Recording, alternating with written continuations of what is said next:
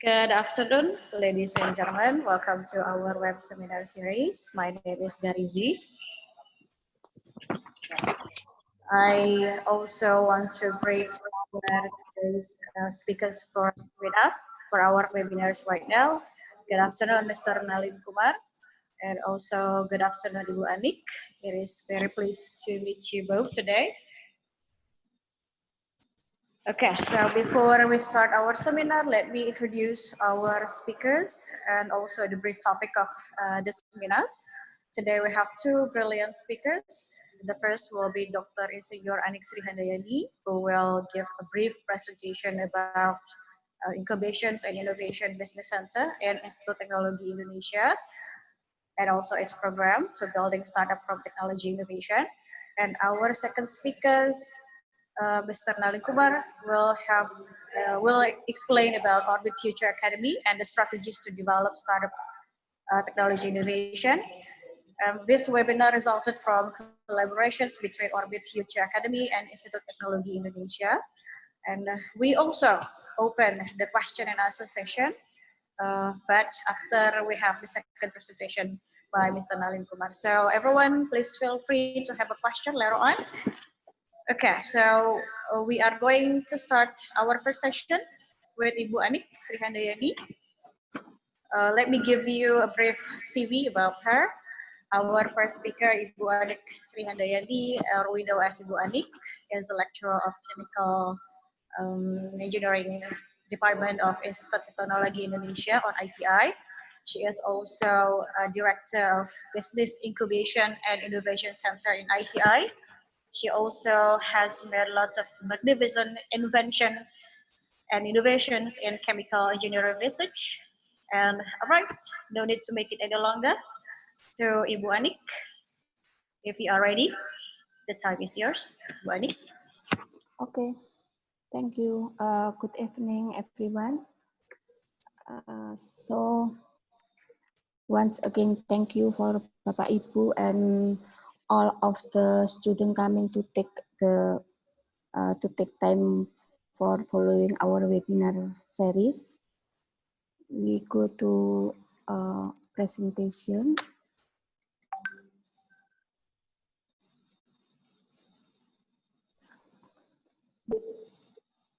Okay.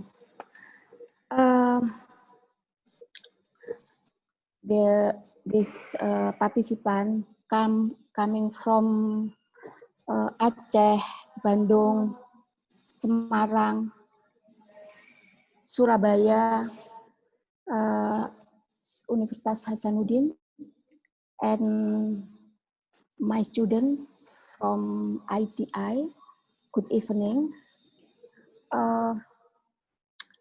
Welcome in our webinar series this time. This is our third webinar, and now we collaborate with Orbit Future Academy. Thank you for Pak Nalin, Pak Haris, Mbak Dewi, and team.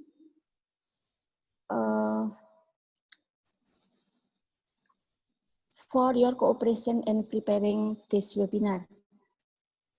This webinar series, I think, very important for building startup from innovation, especially innovation from university. We will talk about PI2B program to building startup from innovation process.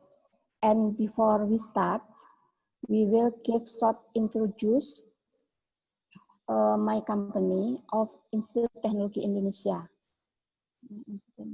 ITI has vision, the technology-based entrepreneur university. We have a motto, Martabat, Maju, Mandiri, a dignity, advances, independent. Located of IT and Jalan Raya Puspiptek, Serpong. And we have 10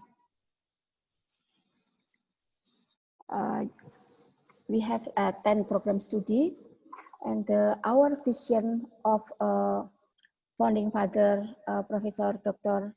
Eng B.J. Habibie, ITI is one of my intellectual children. The technology-based entrepreneur university become an independent community in science and technology to support regional and national development challenge. And now, the foundation of it stem from Mr. Engineer Abu Rizal Bakri, Daily Chief of Yayasan Pendidikan Teknologi Indonesia. Nah, Dera, itu our partner.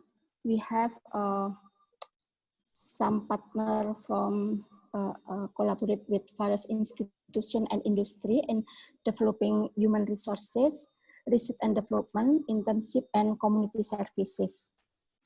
We have 10 program study and 1 associate degree. And this part,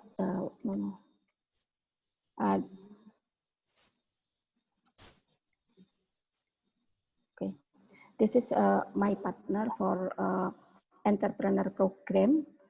We have foundation, Wadani Foundation, Teknologi Bisnis Incubation Center, Kementerian Pendidikan dan Kebudayaan, Ristek Green,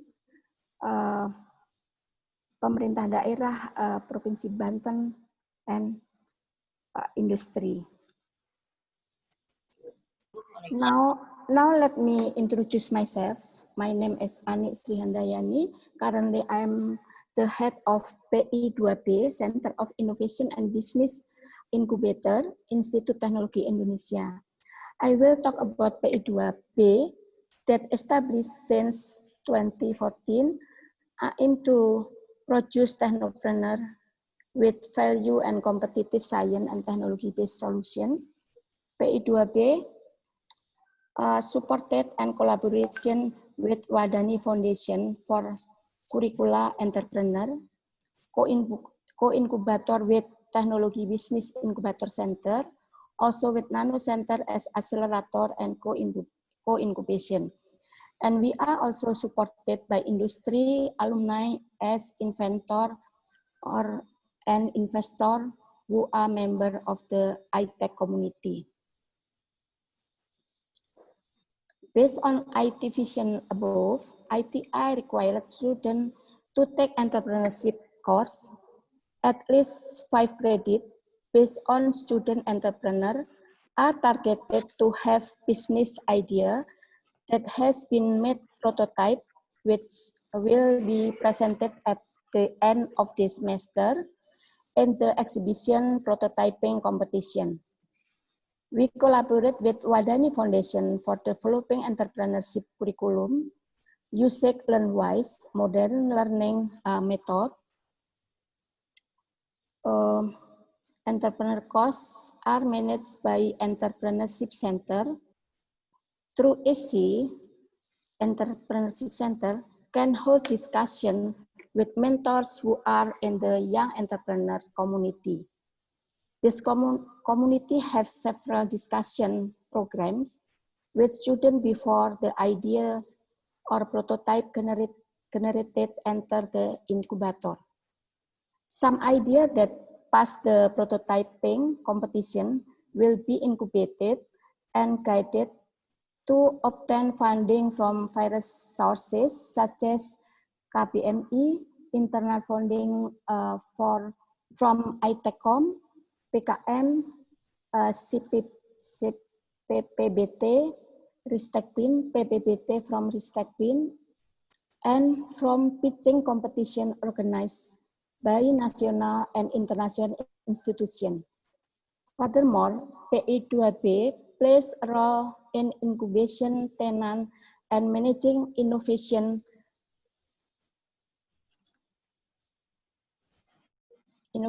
generated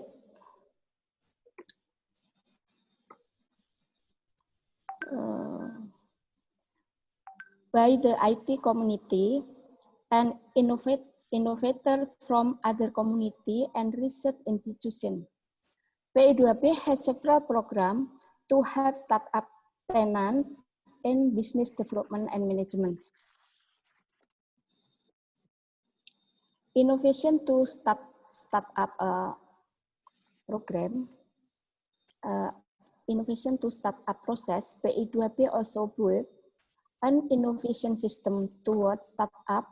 Innovation products are obtained from competition, from internal grants, LPDP, Ristekbin, and industry, as well as internal research results that have TRL3 generated through LPKT, Research Institute, and Teknologi commercialization at ITI. While innovation that come from community are accepted by selection or competition held by PI2B. The business model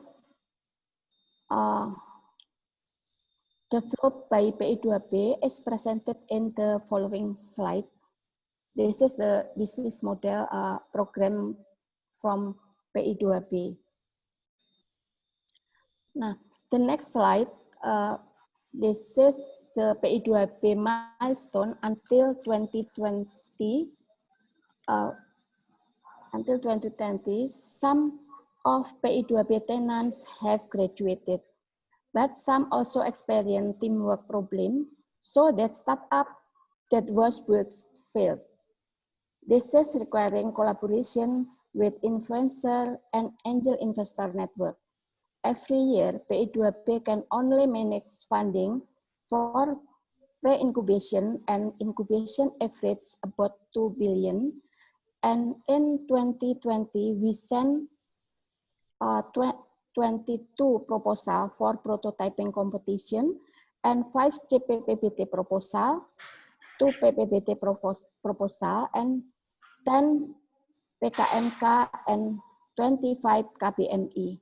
But because of the COVID-19, all funding was postponed and diverted from handling handling COVID-19. This slide, it's a coaching tenant socialization program PI2B, mentoring about finance, taxation, and digital marketing, how to prepare HKI, website. The slide also shown about benchmarking and workshop activity organized by Ristekbin for CPPBT and PPBT, and networking with other institutions. PI2B have 4 main services with a group in iTechBiz, iTechPlace, iTechPlace, and iTechCom and iTechStore. iTechBiz, we have coaching and consultant on business development, product commercialization, financial and investment, marketing strategy, business license, website development, workshop, and bootcamp.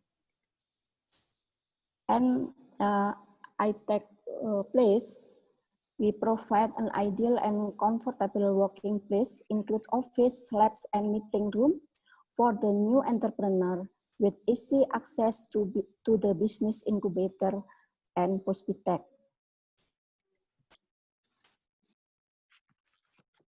And iTechCom,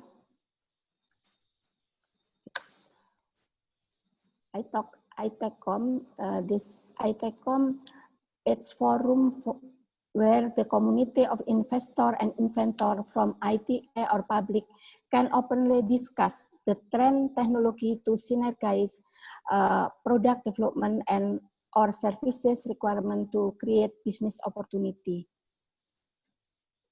And iTechStore, a marketplace of the startup product. It's a unique product from our tenant which cannot be found in other place. This is our activity.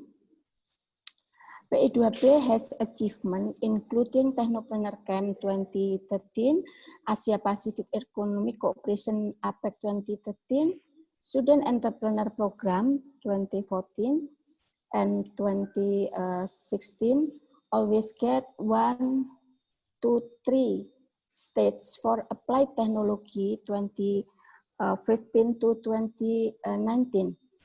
National Business Plan Competition, Teknologi Business Startup Program, PPBT, 2017 until now, Indonesian Student Business Competition Program, KPMI, 2017 and 2018, selected of Diplomat Success Challenge, 2015 and 2016, the winner of Astra Startup Challenge 2019, the winner of Pitching from Telkomsel Innovation Center 2019, top 10 PKN Startup Competition 2019. And we also facilitate exhibition in several activities 2 to 4 times per year as a place to market innovation and product. And these are some product our tenant. Bapak Ibu, this is a tenant from PI2B. All student and attendant, as is our introduction from PI2B. Hopefully, all of you can take the opportunity or work together with the PI2B incubator. Thank you for patiently following our presentation. And then I return to moderator for the main speaker, Mr. Nalin Singh. Thank you. Thank you very much, Ibu Aniek, for the elaborations about ITI Incubation and Innovation program, business program. Now, everyone, we are coming to the second session. Before we start, don't forget that the question and answer session will be started after Mr. Nalin's presentation. Let me give you a brief introductions about Mr. Nalin. Our second speaker, Mr. Nalin Kumar, is a life coach and business strategy consultant. He was a former CEO of a Fortune 500 company, Startup Guru, and also an author of bestseller books such as Get Funded Now, Find Out How, and Rebound to the Conquer, Navigating the Afternoon Life. And right now, he is the co-founder of Indonesia Cultist Consulting. And last but not least, he's also the co-founder of Orbit Future Academy. So, Mr. Nalin, the time is yours. Thank you very much. Thank you, Aniek, for that beautiful introduction. I know we would have been proud of what you are doing. That way, we both organizations are common, you know. It was his thought that sparked ITI into what it is today. And he has been our inspiration to set up Orbit Future Academy, along with his son, Ilham Habibi, who's my co-founder. We do a lot of programs for making incubators, accelerators, and all that effective. Today, I'm going to talk about you young people as to how you should get ready for entrepreneurship and whether it is for you or not. So I'll speak for about 30-35 minutes and then we'll have Q&A. Many of you must be thinking that in this COVID world, whether it is worth doing entrepreneurship. Let me start out by telling you, you are living in the greatest time for entrepreneurship. In fact, at the age of 51, if once I feel like becoming young again, it is now. The greatest time for entrepreneurship you're living in, I'll tell you why. Firstly, there is social acceptance of entrepreneurship. There's a thrust by the government, but most importantly, because of COVID. Some of the greatest companies, almost half the unicorns, half the Fortune 500 companies were set up in some depression, crisis, or financial crisis. Just like many of us, you know, India is not very different from Indonesia. Many of us wonder that when the last big event happened in our country, that big an event, like the independence of our country, where were our grandparents? Same way, your children and grandchildren ask you, when the big opportunity came because of COVID, what did you do about it?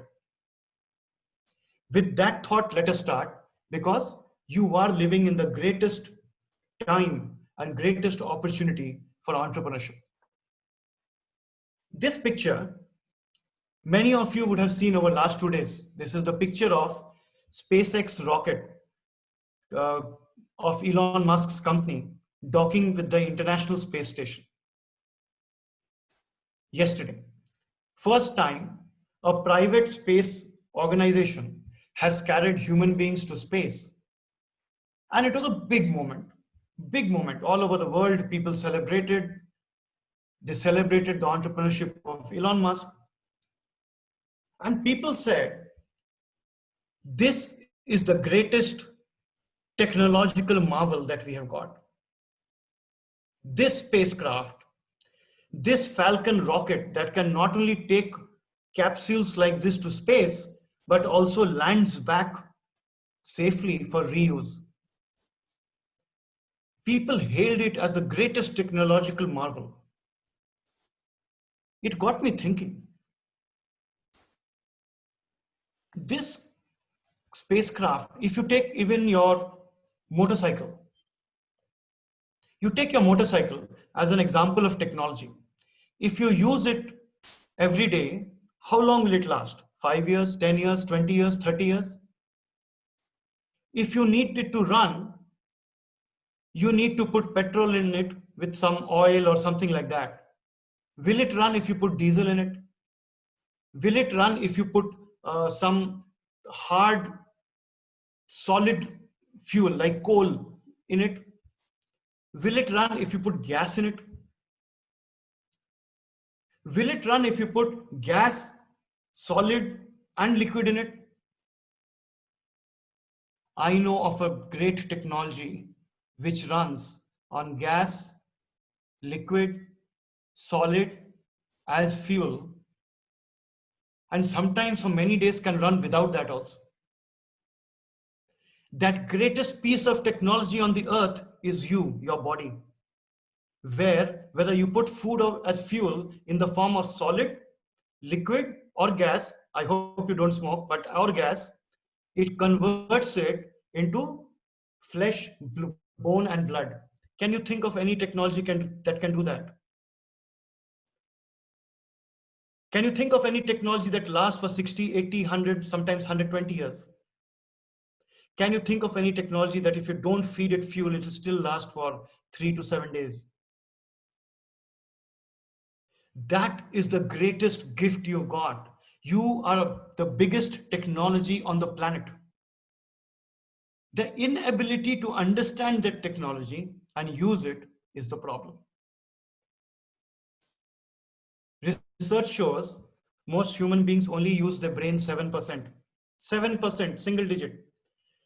Similar research shows most people use their smartphone only 7%. We somehow take the best technologies given to us for granted and don't use it. So 2 points before, just as starting point, baseline. 1, you are living in the greatest time for entrepreneurship. 2, the greatest technology in the world you can imagine is in your body, in your head. No two ways about it. Once you finish school or college, whatever be the degree you've done, you are often very confused. What do I do after school and college? Do I study further? Do I go start a small business or join a family business? Do I follow my passion? Could be music, could be sports, could be religion. Do I become an entrepreneur? Or do I go join the government or pursue a corporate career? Very confusing. You have studied through kindergarten, through K-12, through graduation, at least 15 to 17 years, and you are still confused what you want to do.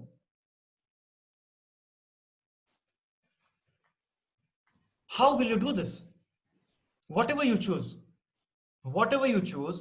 how will you do it? Are you really ready? Even after 17 years of education, if I give you the job of a Gojek driver or a security guard, are you ready? What are the careers that are going to come up in future? Where will you get authentic, unbiased opinion about this? And even if you know all these answers, most important, Do you have the skills, competency, and behavior to succeed? The 17 years of education you have gone through is only a hard skill. You did it almost by compulsion, not choice, because you went through at least till K-12 because your parents asked you to. Only after that did you, at the time of graduation, start thinking, should I do engineering? Should I do medicine? Should I do art? You are almost led your life till here through compulsion rather than choice. And after doing all this, you'll probably get a job for 5 to 10 million rupiah a month. 17 years study to make 5 to 10 million rupiah a month. Not that it is wrong, but you still don't know if you have the skill, competencies, and behaviors to succeed. Whether you want to make the leap from scholar to entrepreneur or campus to corporate, which means whether you are a job creator or a job seeker, the skills you need are more or less similar. At least at the base, fundamentally, they are similar. And you need to empower and equip yourself with that. And that is what I will talk about today. The foundation of it is awareness. And now I'm talking of entrepreneurship. Awareness, because even if you know where you want to go to, you can't go there unless you know where you are. You can only know where to go to if you know where you are. First, you need to assess yourself through tools. There are very good tools nowadays to assess yourself. Luckily, when you are young, there is a greater indulgence for people to fail. If you at the age of 20, 22 take up 1 or 2 entrepreneurship stints and fail, nothing bad will happen. People will say he was young, he tried, he failed. If I try at the age of 51 and fail, people will say, what a stupid man. He should have continued working where he was working. Why did he try at this age? So when you are young, you have the opportunity to fail and society looks at it, okay. So you should try more. You should be aware that when you take up entrepreneurship, it is one of the most challenging things you can take up in your life, and I will explain why. Compared to a job, it's much more difficult. In a job, if you get a job tomorrow and you have done engineering, chemical engineering, you will probably do some lab work or operation work or sales work, marketing work. So in a big company, in one department, you will handle a small job after 17 years of education. But in entrepreneurship, without any education, without any training, you have to handle everything. I will explain in a moment. You need to manage sales, cash, finance, law, operations, and people. But the reward is great. You will become a role model in society. You will be able to impact socially. You will be able to make a difference to the lives of your fellow Indonesians, if not the world. Tremendous opportunity. But you have to prepare, because entrepreneurship, they keep saying 90% fail in the first 2 years. Why do they fail? Because for job, you have studied for 17 years. For entrepreneurship, you have not studied 1 minute also. After 17 years study, you are only going to get 5, 10, 20 million rupiah salary per month, and you will handle small part of a big company.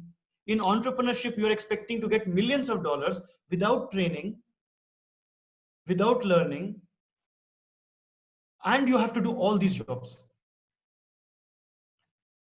So you are not wrong in trying to be an entrepreneur. I encourage you, but you have to train yourself. And the first step is to be aware. What is to be aware? In your life, you have so many demands on you. You have to build a career, you have relationships, you have to create wealth for yourself, you have to manage your health, you have to manage the personal space around you, you have hobbies, you have passions, you have to manage your family, you have to manage your friends. All of this you have to do. One person, all of this you manage.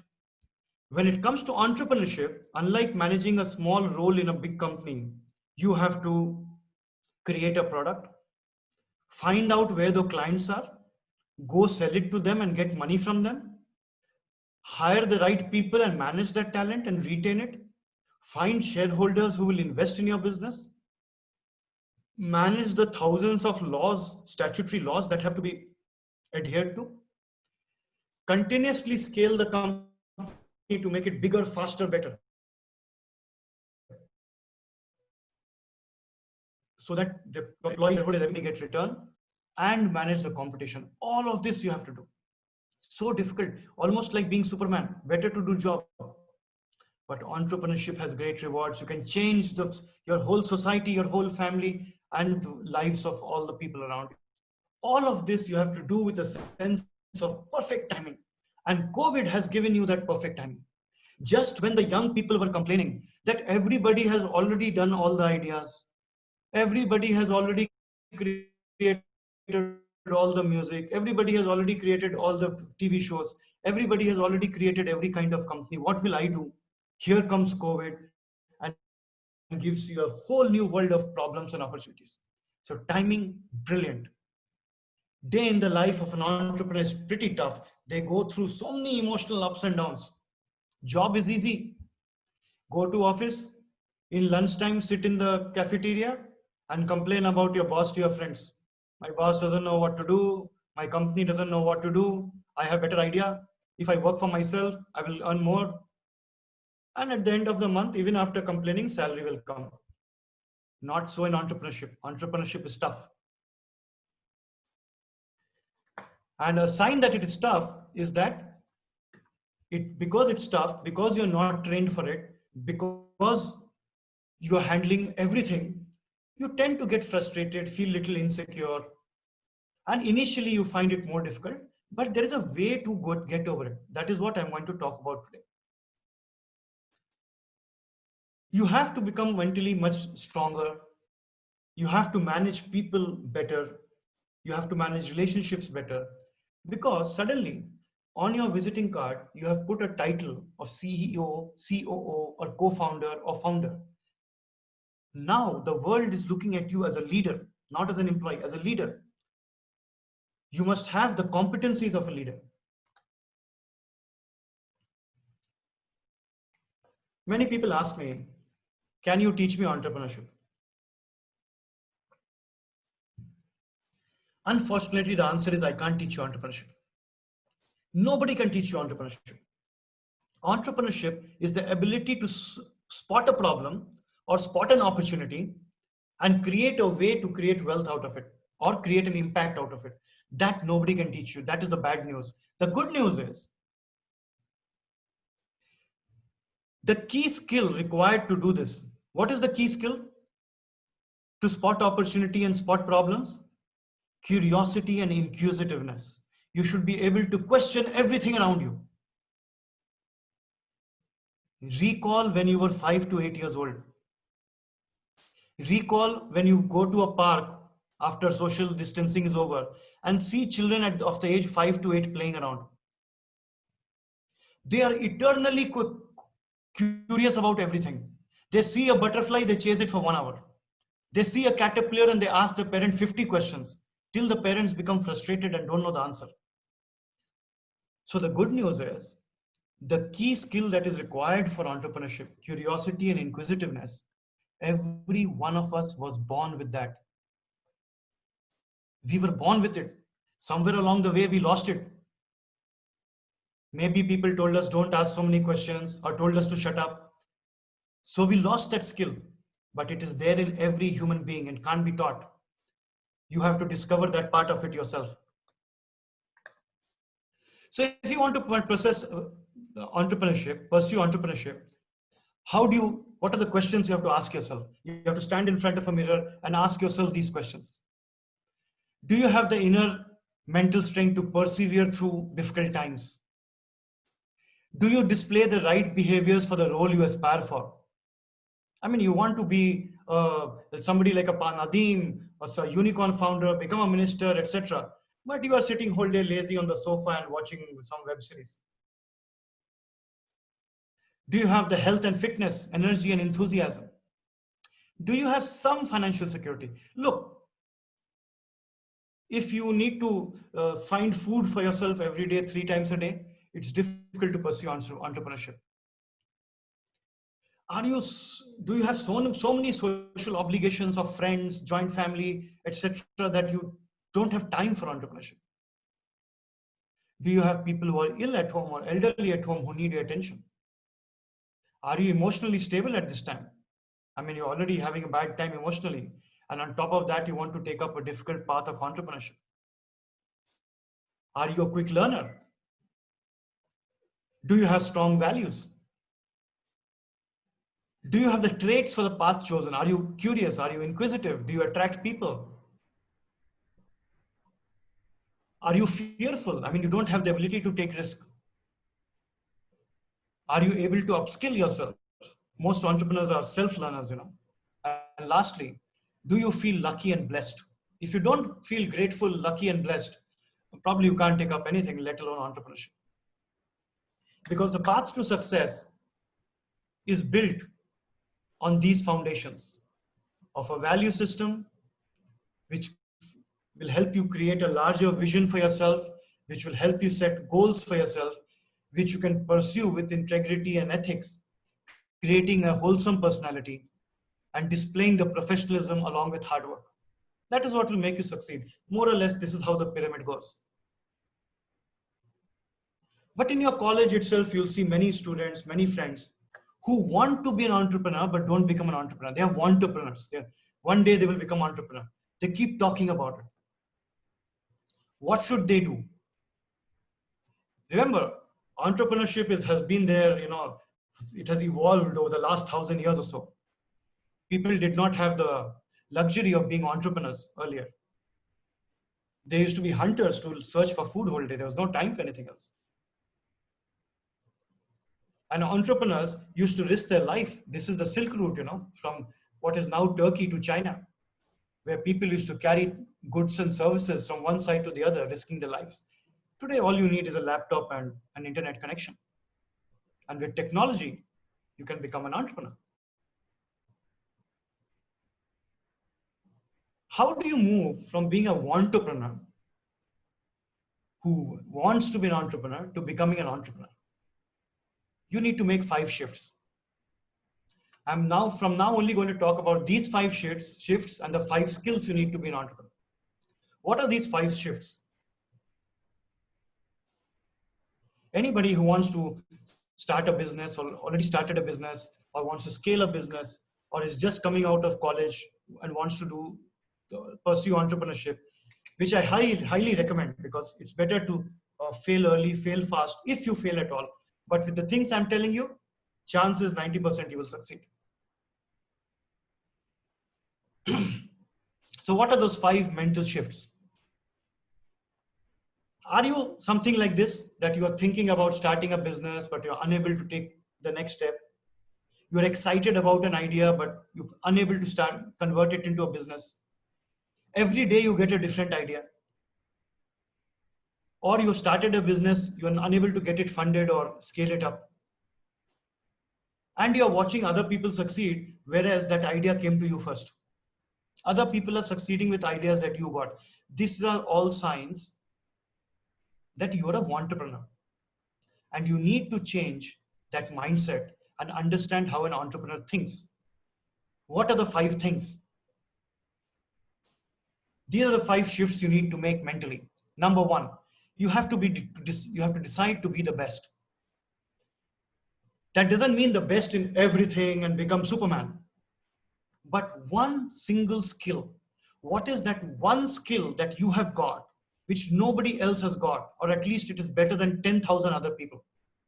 It could be speaking, singing, dancing, engineering, science, whatever, technology. Tell me one thing you can do which nobody else can do as good as you. Only one thing. It could be even hammering a nail straight. It could be even walking straight. It could be even running straight. Anything, one thing, nobody else can do better than you. And you do it optimally best. Because whatever you do will become your business, or that skill will drive your business, and it will become a reflection of who you are. And the people you attract will be because of that. Second shift, validate with speed. The moment you get an idea, You immediately validate in days, hours, weeks, and months maximum, not spend years trying to build a product without validating and checking in the market if there is a customer base which is ready to pay for it. The only validation is if people are willing to pay for your product. Find real problems and solve it by making mock-ups, prototypes. Your college has got a wonderful incubation system. Use the facilities. Use the mentorship network they have created.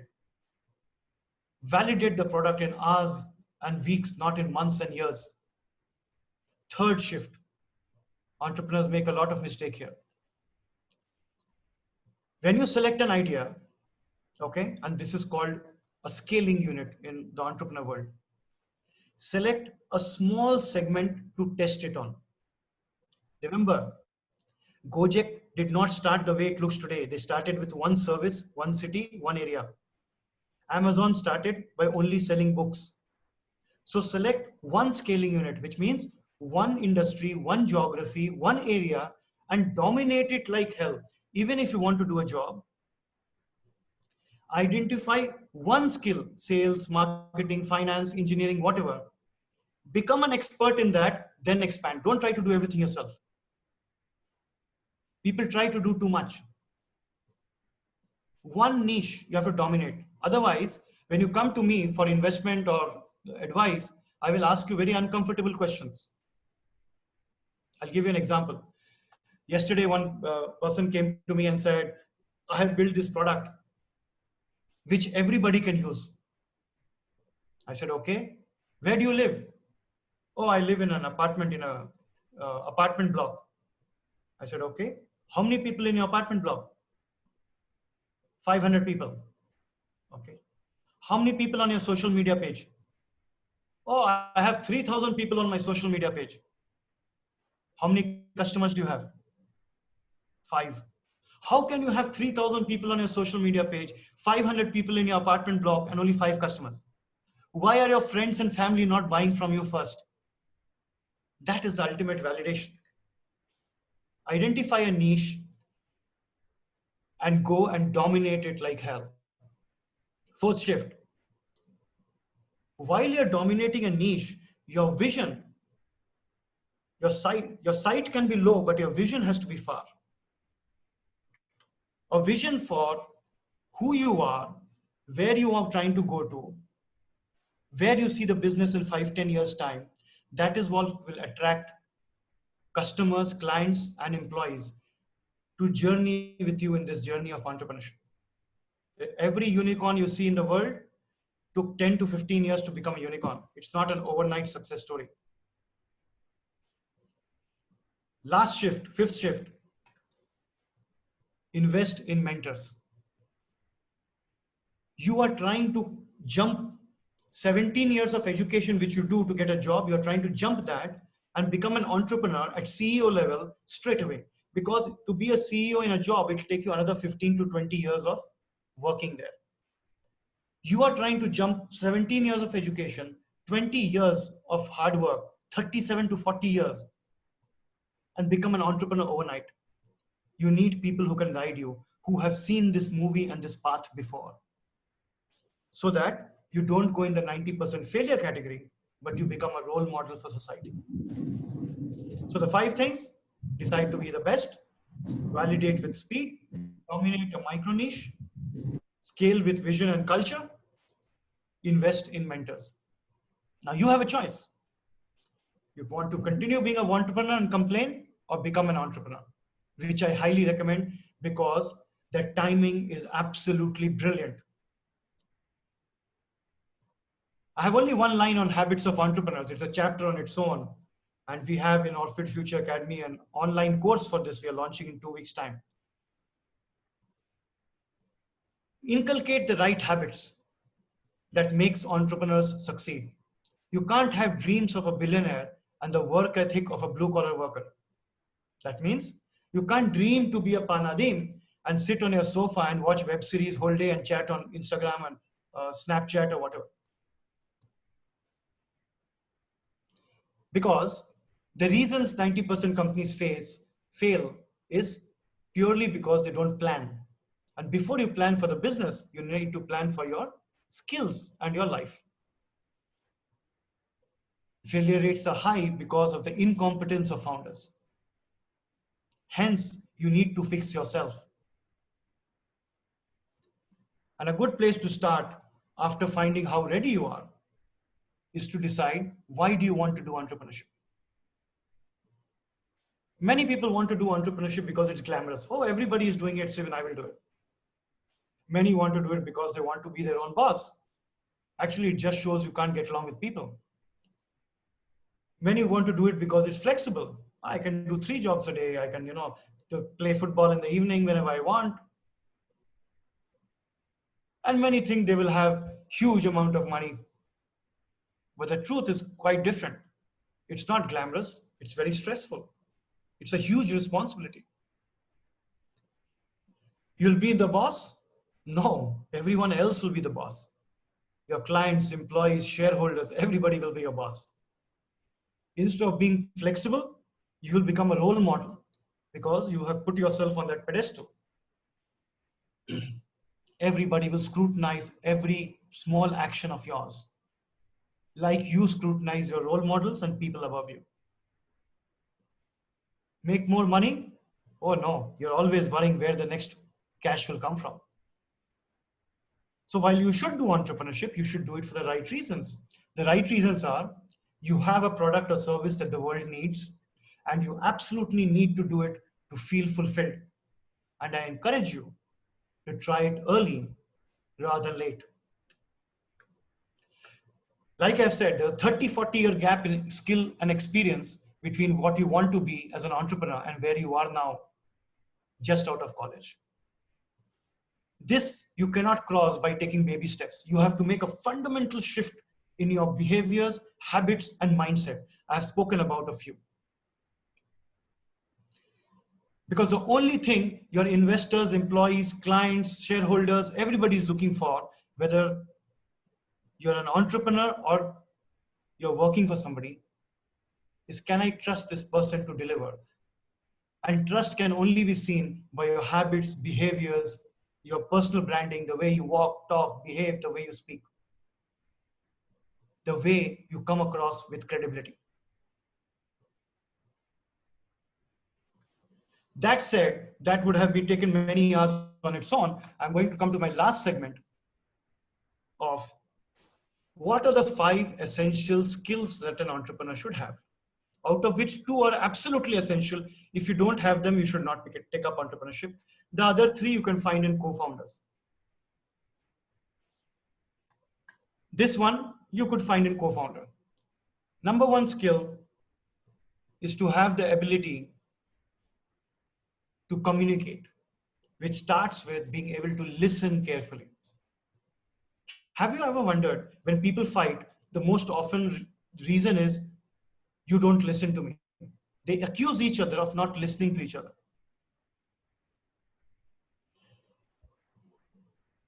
So active listening is very important. Another example, you will notice people born in the same family, often twins, going through the same upbringing at home, going to the same school and college, listening to the same professors, probably having the same friends, turn out to be different in life. How and why? It is because how you listen, absorb, and act on that information. Communication is not just speaking. Most of communication is non-verbal. You must be able to communicate. If you're not, then find a co-founder who can communicate really well. Next one, this has to be in you, cannot be in co-founder. You must be able to sell. If you have done door-to-door selling, all the better. Every time in college you get a chance to sell raffle tickets or sell charity tickets or speak to mentors to attract them to some programs or sell booths for some cultural program. These are all opportunities you should take. Because only if you sell door to door, only if you sell yourself, will you experience the joy and pain The pain of people slamming the phone on you, shutting the door on you, being rude to you, and the joy and kindness of people who buy from you and why they buy from you. And you will realize it's all about credibility. And that's where sales is so important. I absolutely need it in you. Next, branding. Each one of you is responsible for this. When you meet somebody, research shows people make up their mind about other people in the first 10 seconds. In first 10 seconds, they have made up their mind whether they like you or don't like you, whether they want to talk to you or don't want to talk to you, whether they want to do business with you or don't want to do business with you. In my time, I was lucky. They could make this out only when I went in front of them. As I went to meet them, they would look at me and sense, human bodies have a way of talking to each other, and sense by seeing what I wear, what I speak, how I walk, talk, etc. They would reach that conclusion. It was difficult enough at that time. In your time, it is even more difficult. Even before you have come in front of me, I know you through your social media pages. Your personal brand is running few years ahead of you, and the internet never forgets. So how you manage your social media and what you put on it is absolutely critical. Your great-grandchildren will see what you put on social media in 2020. Even if you delete it, somebody else may have shared it or saved it. So please be very careful. Don't put anything on social media which shows you in a way that you don't want to be shown in future. Even before you come for interview for job, I know you through your social media. Next, third one. This too you can have somebody else do, is strategy. Preferably in the CEO, I would like to see, do you have a larger picture and vision about the business and yourself? Or you are just a dreamer who thought up an idea, got excited and started a company, and are waiting for luck, fluke and chance to take you forward?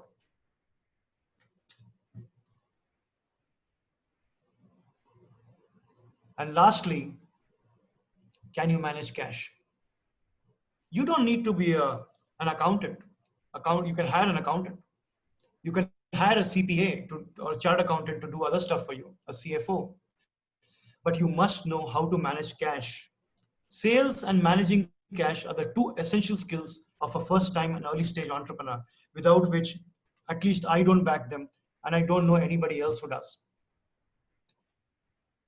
And the other three skills of strategy, communication, and branding. But sales and cash, are you the kind of person when you get pocket money, you finish it off in 1 week? Or are you the kind of person your friends can always depend on to have some money left at the end of the month? These will decide what will make you succeed. So in closing, before I open up for Q&A, one, this is the greatest time for entrepreneurship in the last 100 years and probably next 100 years. Please make use of it. You are young, the world is at your feet, society is accepting, a great COVID event has happened, there are a lot of problems to solve for. You live in a beautiful country of Indonesia with a lot of problems, huge population, young demography. It will never get better than this. It is absolutely, I'm jealous that you are young and I'm not. Next, if you're thinking of doing a business, best idea to use your college facilities now. Start young, make the mistakes, use mentors, make the 5 mental shifts, start a business, give it a shot while you're still in college, see whether you can do it or not. Next, inculcate the right habits and constantly think about the 5 key skills you need to have, especially about, can you manage cash? Can you sell? And then can you communicate? Can you think of strategy with a larger vision of yourself? And things like that.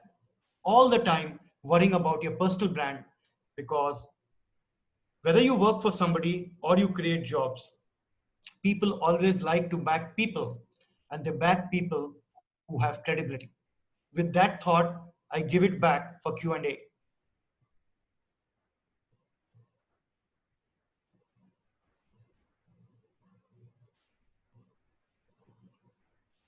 All right, everyone. It is time for you to have. I thank you very much for Mr. Nalin for the very insightful explanation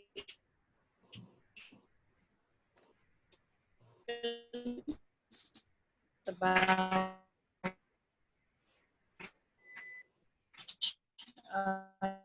developing entrepreneurship skills. As a section, if you have any question, please in Bahasa Indonesia, so that and then we will have.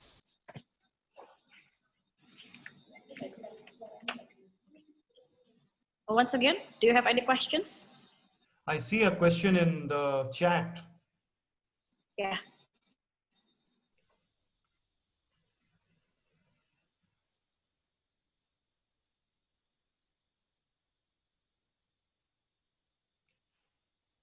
So one of the things, the question is how to overcome failure, and people feel ashamed if they don't become an engineer. That used to be in the past. When I was young, if I did not take up engineering or medicine, my father would be very ashamed of me. In fact, he was embarrassed that I took up chartered accountancy and became an accountant. But in today's world, no such rule. I know entrepreneurs, successful ones, with no formula. They could be man, they could be woman, they could have co-founders, they could have done engineering, they could have gone to Wharton, they could have been school dropout, doesn't matter. All it needs is those skills where you can spot a problem or spot an opportunity and then enhance your habits and skills so that you can tap into that. You will be surprised at how many people will back you. All this that you won't make it without engineering or without this degree or that degree, not necessarily true. Well, next question is, what will be your insight into the importance of marketing strategy prior to achieving sales? Agreed. You need strategy for everything. So sales is an activity, it is tactics. But before selling, you need to have the ability to think, okay, here is a product I have got, I have validated it, and it has got a market and people are willing to pay for it. Now, who is my ideal customer? Is it man? Is it woman? Is it middle age? Is it child? Is it old age? In that, where is my customer? In that, is my customer going to pay 1,000 rupiah for this or million rupiah for this? That is why I say, always have strategy for your business and yourself. And then come the tactics. But as a skill, I want you to sell personally. So I'm not saying sales is better than marketing. I'm saying personally, as a skill, I want you to sell. But go to market strategy, yes, you must have. Next, I have a question from Vanessa, a chemical engineering student. A pandemic like this makes a lot of business fail, including mine, which is a culinary business. What do you think about surviving the pandemic? Yes, it is difficult. One way to, and I always believe you should use assessment tools. In fact, ours is the first company in the world, and we should be proud that we built it from Indonesia. That an Indonesian company built the world's first COVID readiness and impact assessment for business tool. If you go to orbitfutureready.com or .id, you can go and take that test for your business and see how much COVID impacts you. You'll get a score.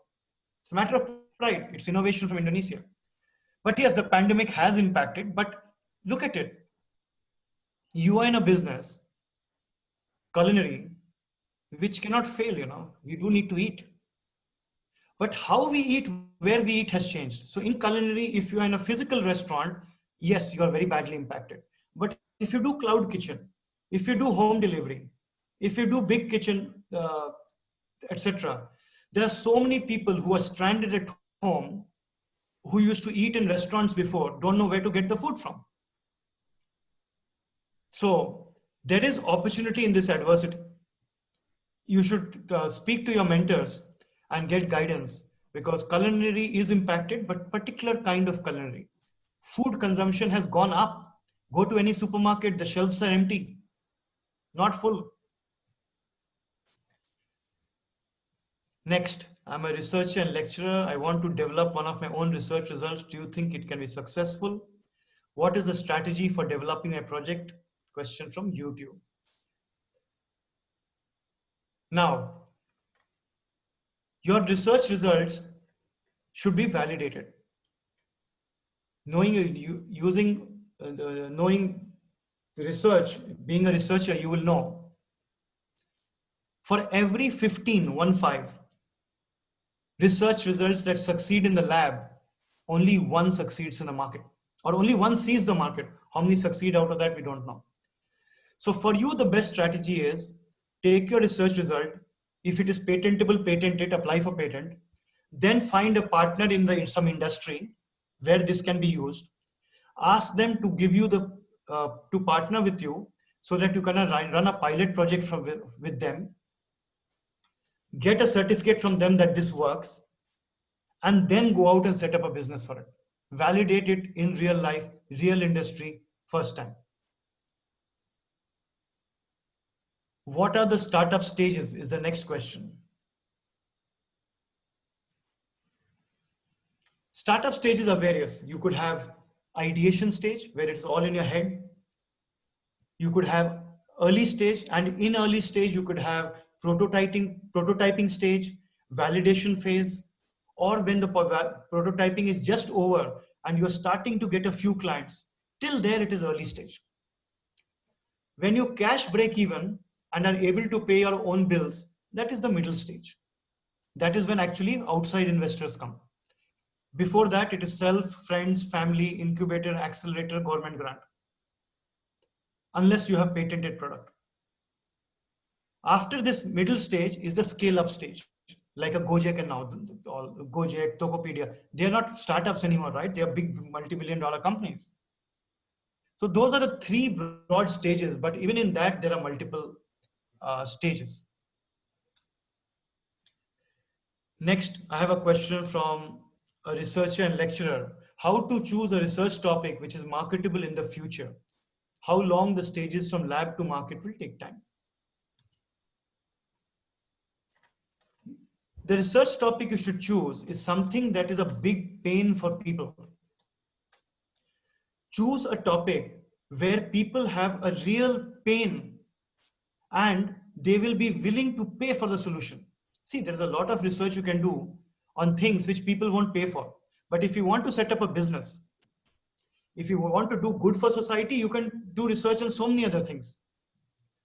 But if you want to set up a business, you do research on something which is a big pain point for people. Find a solution for that, validate it, and then go into the market. Typically, please don't do this research for more than 12 to 18 months. Validate it in 2-3 months maximum and bring it out into the market within 6 months after research. Next, I see a very interesting question. How do you determine the right co-founder based on their skill or their connections? Remember, co-founders are like your partner, family partner, marriage partner, whatever. They will stay with you for life, 5, 10, 15, 20 years. So you should bring them in as carefully as when you would marry somebody.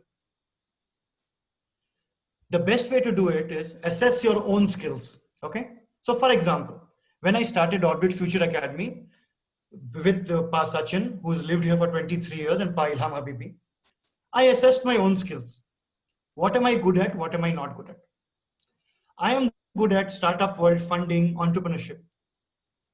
I am not good at selling and managing people, because if you have already not noticed, I hardly smile. I never smile. I come across as strict and angry all the time.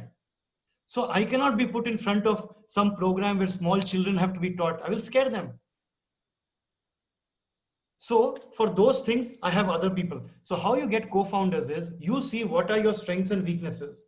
Then you see for the business, industry, and country that you want to sell the product in, what are the skills required, and see, okay, these are the skills required for this industry, this business, this country, this size. I have these, the others I need to get. and you find people with those skills who are like-minded. Like-minded means they have those skills. It doesn't mean they think like you. If they think like you, they will make the same mistakes like you. You need to find like-minded people with skills that are complementary to yours. Next question I see from Yola. I feel I can't find what my skill is. There are lots of tools for this. You can even contact us. We have got psychometric tools which will tell you, are you fit for entrepreneurship? If yes, what are your strengths? And what are the areas you're not good at? There are other psychometric tools that will tell you what profession you are fit for, what skills you have got, what you don't have. If you reach out to us after the webinar, we'll be happy to direct you to such tools. Now somebody is asking a question which is one of my favorite. How to convince investors to invest in the startup that we make?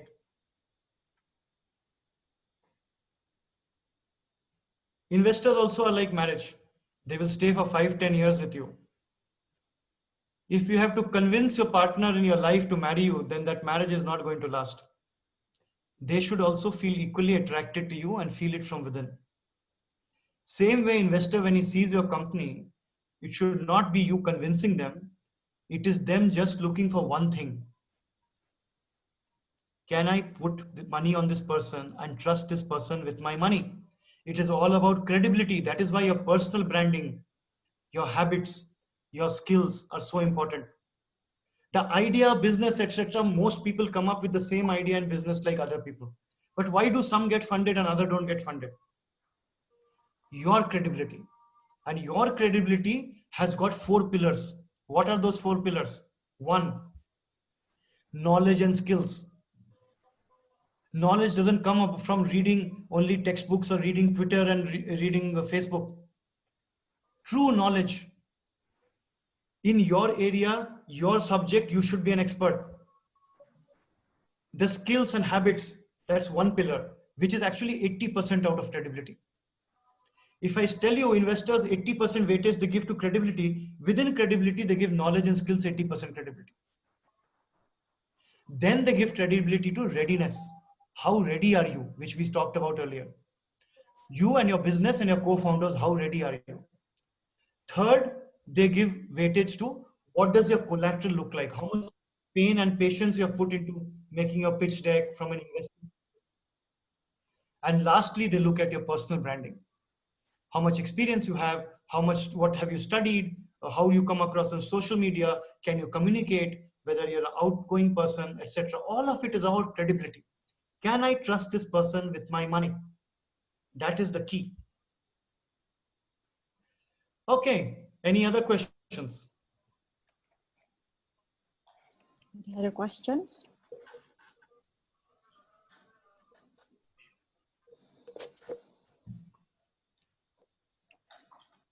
I see one from Reza. I want to know how to convince consumer that my product is really good.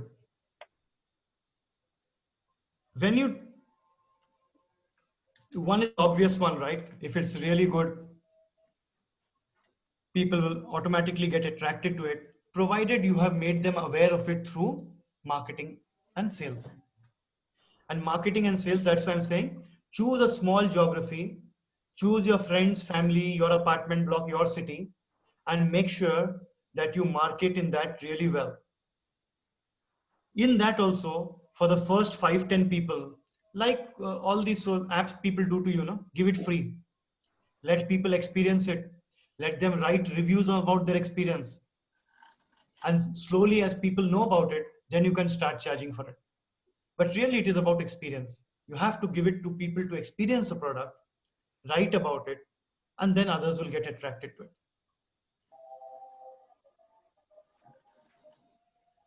Now, somebody is asking, if you don't mind, how is your story so that you become startup guru like today? My story is one of a very confused person. I was born in a middle class family. My father insisted I do engineering because he was an engineer. So I studied science till K-12 and I gave an entrance exam and qualified to be a civil engineer. I went and studied civil engineering for 1 week and ran away from the college because I hated it. I came back and finished my graduation in Chinese history, sitting in India. So I did science, I did arts, I did engineering. Then I was confused, no jobs. So my father said, now become a chartered accountant, there's no other life for you. So I did accountancy. So I did science, arts, engineering, and commerce. While doing college, I tried some 20, 25 different businesses, including setting up a factory to make jute bags, manufacture shirts, sell felt wheels, sell bathroom fittings, open a small store to do coaching center, a food counter, selling juice. Nothing worked. I realized I need to learn how to build scale. So I joined corporate life. In 15 years, I became the CEO of a Fortune 500 company. I also wrote 2 books by then. At that point, my sheer arrogance, I'm at the top of the world, I can do no wrong. I left, came back from America and said, I will make movies. I started making Bollywood movies. I made 14 movies. All flopped. I became bankrupt.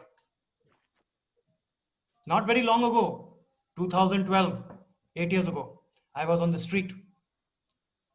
Luckily, I had founded one more company in the HR BPO space from Singapore. That went and had an IPO, so I suddenly became a successful entrepreneur. I wrote a book on midlife crisis and I became a life coach. I wrote a book on how to get funded. I became a startup guru. So honestly, I have seen the depths of despair and bankruptcy in entrepreneurship. I have seen IPO and huge wealth in entrepreneurship. I have seen the tops of corporate life. And I've seen the results of my own arrogance and stupidity. I'm a culmination of all these experiences. And that is what I share with people now, and they find it interesting. That's my story.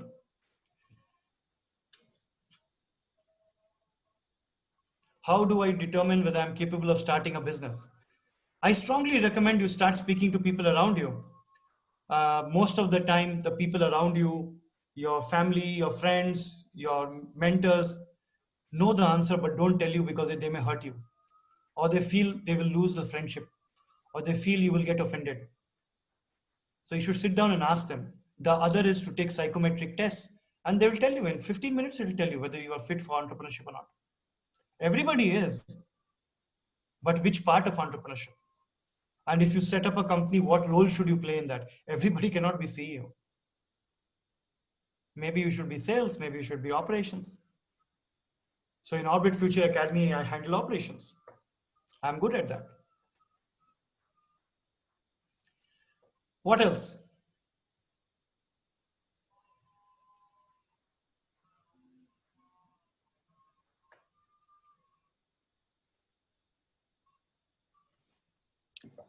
Mr. Nalin, we have a question from Ibu Aniek. She asks about, there are a lot of researchers who have made a good invention, innovation, but actually it is not linear. It is not, what is it? It is not according to their own department, their own major. And then what do you think about it? So I deal with my company deals with a lot of universities across the world. This is not an uncommon problem. It is a very common problem in universities that they have 100, 150, 200 patents, but don't know what to do with it. They don't know which industry it is applicable to, where it is applicable, where is the customer, who it is useful for. What you're doing is, it is typical frog in the well syndrome. You can only see the world from that small narrow hole up in the sky and it appears so small. What I suggest to them is to do 2 things. One, for what you have, and second, for what is the future. So let's first start about what you have. For what you have, I would bring a team of 3 or 4, not more than that, objective, unbiased, unconnected experts to come and assess all the technologies, research, and patents we have got, and give their opinion which ones are worth pursuing, which ones should be monetized through a business, which ones should be licensed out, and which ones should just be put in a box and forgotten till we find a use for it. For the ones that we find use, we identify the industry and go and engage with them, and then find an entrepreneur, somebody from within who will take that idea forward. You can't expect the entrepreneur to come up with the idea. Sometimes you have to find the idea and give it to the entrepreneur. You actually do skill assessment and match. So everybody does industry, innovation, and investor connect, but you are doing it wrong. You have to first go to the client or the investor and come backwards from there. Not because you thought from here and then you start looking for client and investor. That way you'll never find. So that is for what you already have. Going forward, I strongly recommend that you have a very strong vetting process, that no research is allowed to be taken up till an industry partner and the client has been identified. Who will pay for this? Who will buy this product? Till that is identified and somebody has agreed to fund it, you don't do that. With an exception. Exception is sometimes you have to do some research for social impact, for your own university branding purposes, for government funding, etc., for which there is no commercial angle right now. Those you should continue. Don't discontinue that. But don't make sure that those are not more than 20% of your total portfolio. That is how I would tackle what is there and what we do in future as a clear strategy. Why are the research done at Harvard, Wharton, etc. so glorified? Are they smarter than us? Do they work harder than us? No. Indonesians, Indian, and Chinese are the most hardworking people on earth. And they are also the most intelligent. We don't strategize. We go on emotion and passion. They will do a lot of strategy thinking and then only pick up 1 out of 20 and then do that. We get little carried away. But we are the most hardworking and smartest on earth. We should not underestimate ourselves. But how we approach it, the process we follow, maybe there is something to learn from them on that.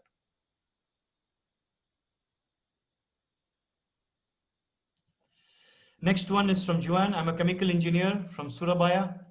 My question is, how do we know when we have the right idea to start a startup? Very interesting. It is just like when you will know who's the right person to marry. You'll meet so many people in your life. You will get a lot of ideas. Everybody gets ideas.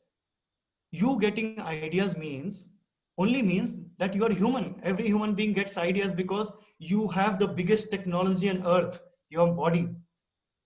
The stomach that converts water, food, and air into blood, flesh, and bone. Can you think you eat a banana, it becomes blood, flesh, and bone? Do you know of any technology like that? So this body and mind creates ideas for everybody. It only proves you're human. A good idea is one that is a large enough problem or opportunity that people will pay for. One. Second, you have the skills and knowledge to execute it. Third, and most important, it is so exciting and such a big problem that other people are willing to follow you. You can't be a leader without followers.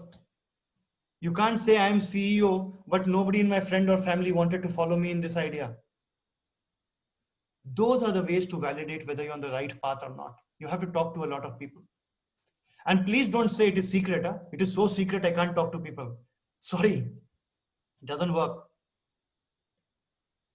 Idea is not the thing, it is execution. Let me give you an example. There's a very famous chef in the world, Gordon Ramsay. He comes from the TV program MasterChef. What is his biggest secret? The recipe of what he cooks, right? But he comes on television, not only tells you the recipe, he demonstrates how to cook it also. Does that mean you can cook like him? My wife has been watching these cooking shows from 25 years. She can't cook anything. So just having the knowledge and just having somebody show it to you doesn't mean you can do it.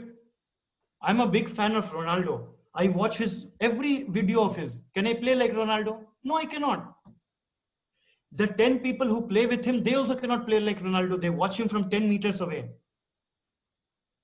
So you should not get carried away. My idea is secret. I won't talk to anybody. Please talk to people, validate it, talk to clients, talk to mentors, talk to colleagues, talk to friends, talk to family. Then you will know how worthy that idea is, whether it should be pursued or not. Parents may discourage often because you should differentiate between parental love and encouragement. All parents love their children. They don't want them to make the same mistakes and have hardship. So if you try to do something risky, they will generally discourage you. Don't think they are negative. They're just trying to protect you. So go out and speak to other people.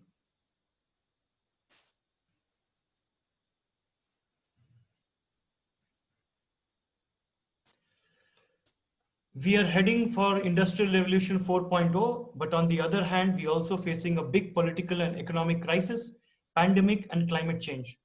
What's your suggestion for surviving in this turbulence? That is one angle of it. The other angle is, these are the most peaceful times humanity has ever seen. You look at any time in the past, take the past 2000 years, this is the most peaceful time for humanity. Climate change, it's a reality. It was happening earlier also, it's happening now also. Maybe it's happening faster. Political upheaval, I think it is less now than 1998. Economic upheaval, come on, you're in Indonesia, you've seen it before in 98. Pandemic is new. All these are opportunities, not problems. Every single one of them is an opportunity. The best way to survive this turbulence is first to make sure that you're safe and healthy. That doesn't mean hiding, safe and healthy. Second, drive yourself to think in this problem and upheaval, what is the opportunity? When this ends, what can I do? And for that, read the right things, upskill your knowledge, learn the right things so that when this comes down or ends, you are ready to run with the idea and ready to run with the right skills and are not dependent on anybody else.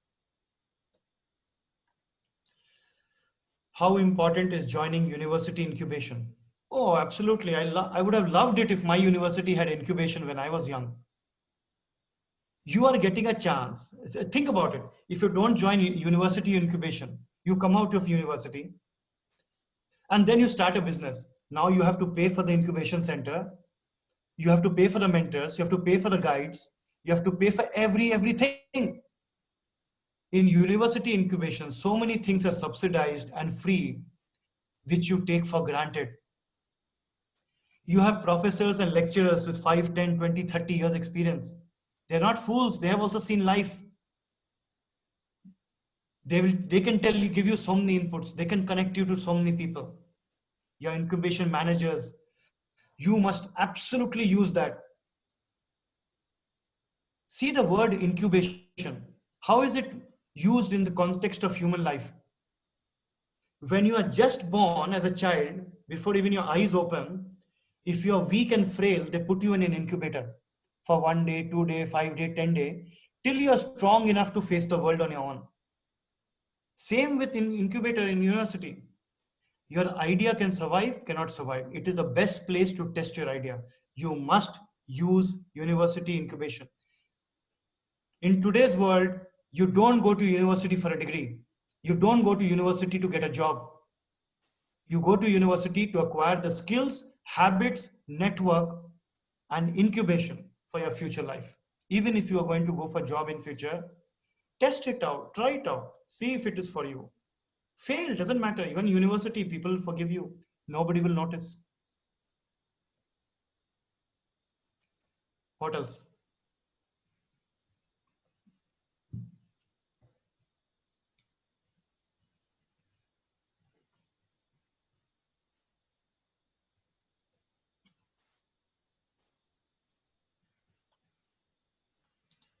What makes a successful marketing strategy and how to build a good relationship to clients?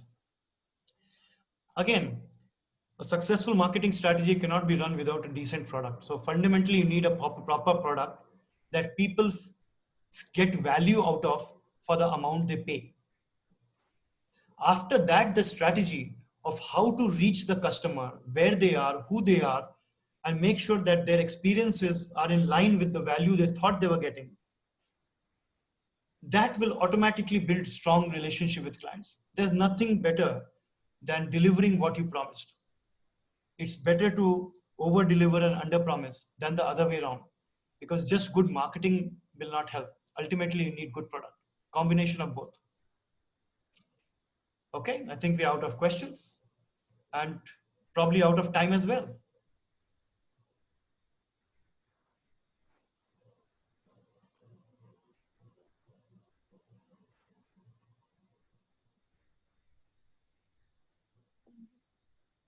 All right, do you have any more questions, audience?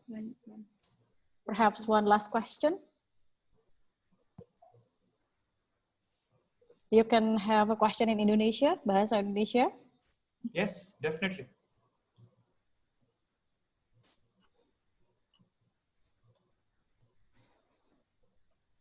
All right, Mr. Nalin, perhaps the last question from me.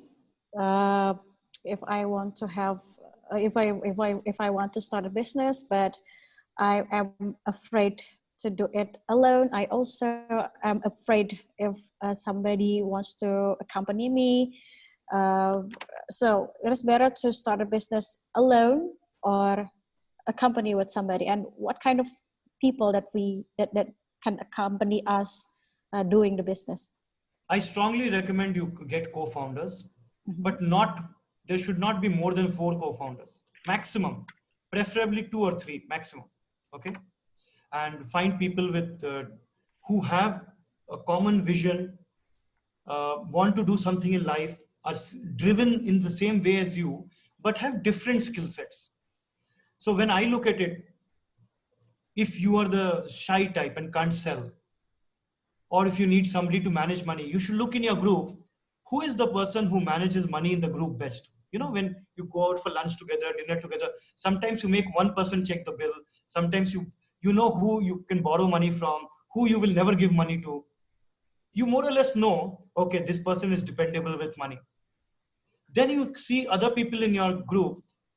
One person is always bubbling with ideas and trying new things. Every day comes out with new scheme to do something. That is your salesperson. Then there is one person who is actually dull and boring and keeps quiet, but whatever they do so carefully. Their handwriting is perfect, their projects are perfect, we always copy their notes. That is your operations person. Like that, identify people and then select a leader among you who can lead you, who you will follow, and go ahead from that. And think, what should we do? Which idea should we do? Like that. Find people around you, at least 2-3 people around you who will back you. Or you find somebody looking for people and back them.